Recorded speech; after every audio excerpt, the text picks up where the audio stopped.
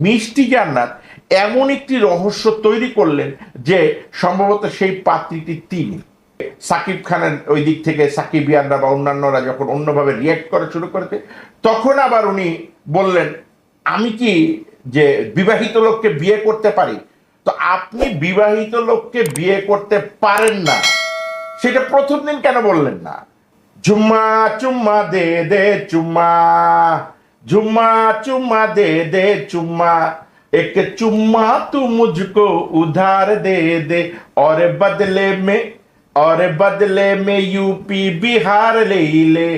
আপনি রাত 1টার সময় শাহরিয়ার নাজিম জয়কে ফোন দিয়েছেন। আপনি বলছেন যে আমার তো কাজ শেষ করতে করতে রাত 1টা বাজে, আমি আপনাকে কখন ফোন দিব? শাহরিয়ার নাজিম জয়ের হাতে আপনার হাত ধরা, আপনি নিজে থেকে উঠে আসলেন। শাহরিয়ার নাজিম জয় যখন বিদেশিদের স্টাইলে টুক করে আপনার হাতে চুমো দিল, আপনি একটি শিহরিত হয়ে আপনি আবার বসে পড়ছেন। আছে কিন্তু ভার্চুয়াল মিডিয়ায়, এটা আমার বাড়িয়ে বলার কিছু নেই।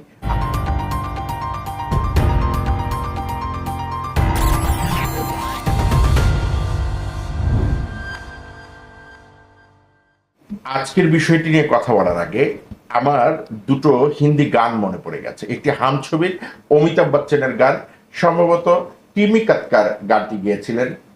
চুম্মা চুম্মা দে চুম্মা, চুম্মা চুম্মা দে চুম্মা। আরেকটি গান কোন ছবির আমি জানি না, গানটি হচ্ছে এক চুম্মা তু মুঝকো উধার দে और बदले में यूपी बिहार ले और बदले में সাকিব খান আর শাহরিয়ার নাজিম জয় নিয়ে নে। ও ভুল গায়ে ফেলছি না, বিষয়টি হচ্ছে মিষ্টি জান্নাত বুঝে ফেলছেন এতক্ষণে যারা পরের লাইনটা শুনেছেন। মিষ্টি জান্নাত সম্প্রতি সময়ে আমাদের ভার্চুয়াল মিডিয়াতে অনেক বেশি আলোড়িত বা আলোচনার কথার জন্ম দিচ্ছেন এবং আলোচনার সৃষ্টি করছেন। সেই কারণটি কি হচ্ছে, একটি কিছুদিন আগে ফুটবল খেলা হয়েছিল আমাদের তারকাদের। সেই ফুটবল খেলায় আমাদের ভার্চুয়াল মিডিয়ার সাংবাদিক ভাইরা এবং মেইন স্ট্রিমের বেশ কিছু ভাইরা তাকে যখন প্রশ্ন করেছিল যে সাকিব খানের বিয়ে নিয়ে তার পরিবার কথা বলছিলেন এবং সম্ভবত সেই পাত্রী একজন ডাক্তার হতে পারে। মিষ্টি জান্নাত সে ডাক্তার কিনা? মিষ্টি জান্নাত এমন একটি রহস্য তৈরি করলেন যে সম্ভবত সেই পাত্রীটি তিনি। তার পরবর্তীতে যখন দেখলেন যে তিনি বিষয়টি অন্যদিকে যাচ্ছে, যে সাকিব খানের ওই দিক থেকে সাকিবিয়ানরা বা অন্যান্যরা যখন অন্যভাবে রিয়েক্ট করা শুরু করেছে, তখন আবার উনি বললেন আমি কি যে বিবাহিত লোককে বিয়ে করতে পারি? তো আপনি বিবাহিত লোককে বিয়ে করতে পারেন না, সেটা প্রথম দিন কেন বললেন না? প্রথম দিন দেখলেন আপনি আপনার ভিউ আসলে কত বাড়ে, আপনি আসলে ভাইরাল হন কিনা। যখন দেখলেন যে এই টপিকসটা নিয়ে আপনি ভাইরাল হচ্ছেন না, সাকিবিয়ানরা অনেকে ইদানিং বলে যে গালিবিয়ান, তো তাদের গালি খাওয়ার ভয়ে আপনি 360 ডিগ্রি রিভার্স করলেন। আপনি আপনার কথা থেকে ঘুরে গিয়ে আপনি বলেন যে আমি কি বিবাহিত করবো। আপনি একবার কেন চিন্তা করেন না যে সাকিব যদি কিছুদিন আগে পূজা চেরি সহ যে কথাটি আমাদের মিডিয়াতে চাউর হয়েছিল, ওই রকম একজন টিনেজ মেয়েকে বিয়ে করার জন্য কথা চাউর হতে পারে, সেই জায়গায় আপনি তো অনেক পরের সিরিয়াল। কারণ পূজা চেরি এখন একটি ছবি করতে যেই টাকা নেয়, আপনি মিষ্টি জান্নাত সেই টাকা নেন না। তো সো দ্যাট এই কথাগুলো আসলে ধোপে টিকবে না। আপনি আরো 2টি ইন্টারভিউতে বলেছেন, আমার যারা গবেষণা টিম আছে তারা সংগ্রহ করেছে, যে আপনি বলেছেন যে দেখেন অনেক হিরো আছে যারা বলে আমাদের এই স্যুটটি রয়্যাল মালাবারের, আমার এই ঘড়িটির দাম 20 লাখ টাকা, কিন্তু এই যে দেখেন আমি মিষ্টি জান্নাত আমি এটা পড়েছি, এটার দাম যে 10 লাখ, আমার জামার দাম যে এত, আমাদের এত বাড়ি গাড়ি আছে, কই আমি তো কখনো করি না।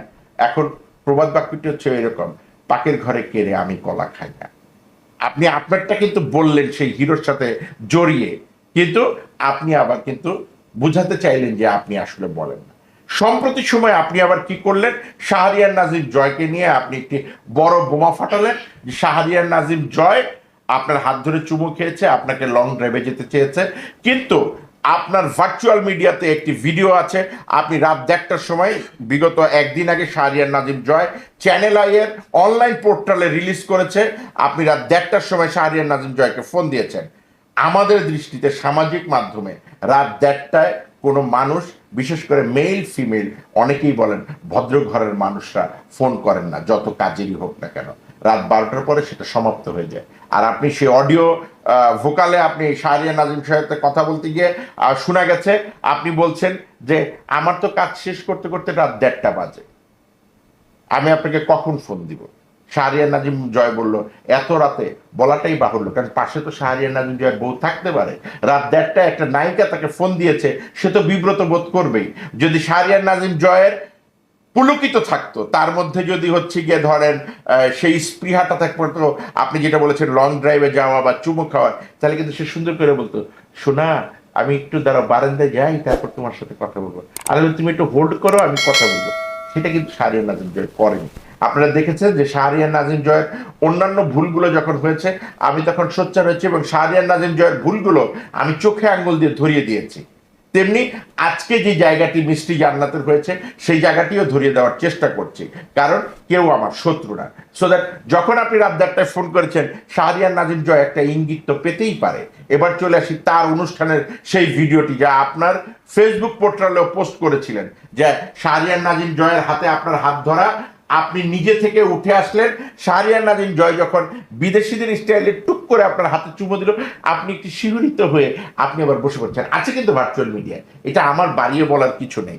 আপনি আবার বসে পড়লেন, কিন্তু আপনি এখন অভিযোগ করছেন যে শাহরিয়ার নাজিম জয় কেন আপনাকে চুমো দিল।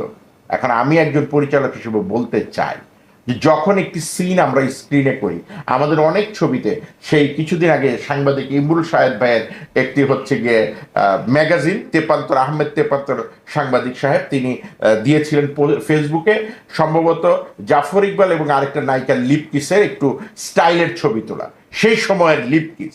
তার মানে আমরা স্ক্রিন কিন্তু অনেক আগে থেকেই সাহসী। তা আমরা স্ক্রিনে যখন অত বড় একটি কাজ প্রকাশ করতে পারি, তার জন্য অবশ্য পেমেন্ট নেন আপনারা। এখন কি শাহরিয়ার নাজিম জয় ওই যে আপনার হাতে টুক করে চুমু খেয়েছে, পেমেন্টটি দেয়নি, তার জন্য কি আপনি এত চিৎকার চেঁচামেচি করছেন, নাকি ভাইরাল হওয়ার জন্য আপনি চিৎকার চেঁচামেচি করছেন? এটা আমার আসলে মাথায় ঢুকে না। আমার মনে হয় যারা এতক্ষণ আমাকে শুনছেন তাদেরও মাথায় ঢুকে না বললে ভুল হবে, কারণ তারা জানে ভাইরাল হওয়ার জন্য এই ভার্চুয়াল মিডিয়াতে কে কি করছে। এখন অনেকেই দেখবেন, আর বেশি দূরে না হয়তো, এই ভাইরাল হওয়ার জন্য, কারণ এখন তো গরমের দিন, এই আমাদের হাতির ঝিলে গলা পানি পর্যন্ত নেমে 2-4 জন শিল্পী দেখবেন 3 ঘন্টা মন ব্রত করতে পারে। কি বলবে? বলবে এসি কিনার টাকা নাই তো, তাই হাতির ঝিলে মন ব্রত করতেছি। কারণ ভাইরাল হওয়ার জন্য মানুষ এখন সুযোগ খোঁজে। তো আপনার এই অ্যাক্টিভিটিস প্রমাণ করে যে আপনি পেমেন্ট পাননি বলে এই চুমো ঘটনাটি হাইলাইটস করছেন। আর লং ড্রাইভ দুজন ভালো বন্ধু, তাহলে তো আপনার রাত 1:30টায় শাহরিয়ার নাজিম জয়কে ফোন করতেন না, কারণ আপনি জানেন সে একটি বিবাহিত ছেলে। সো দ্যাট সেই বন্ধুত্বটা আছে বলেই, কিংবা এমনও হতে পারে আমাকে যারা তথ্য উপাত্ত দেয় তাদের অনেকেই ইচ্ছে করে বলেছে ভাই যাই দেখেন, তারা দুইজনেই হয়তো মিলামিশা ভাইরাল করার জন্য এই আইডিয়াটা বাইছা নিছে।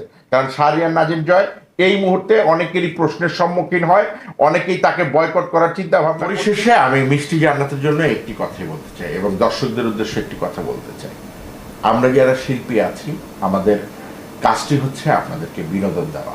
এই বিনোদন দেওয়ার অর্থ এই না যে আমরা আমাদের ব্যক্তি জীবনকে আপনাদের সামনে এমনভাবে উপস্থাপন করব যে কে আমাকে চুমু দিল, কে আমাকে বলল আমি চাচাতো ভাইয়ের সাথে ঘুমাই, কে আমাকে বলল যে আমার এইটা করা উচিত ওইটা করা উচিত, অথবা কোনো হিরোকে নিয়ে আমাদের উচিত না যে তাকে বিয়ে করব কি করবো না, এটা তার একান্তই ব্যক্তিগত ব্যাপার।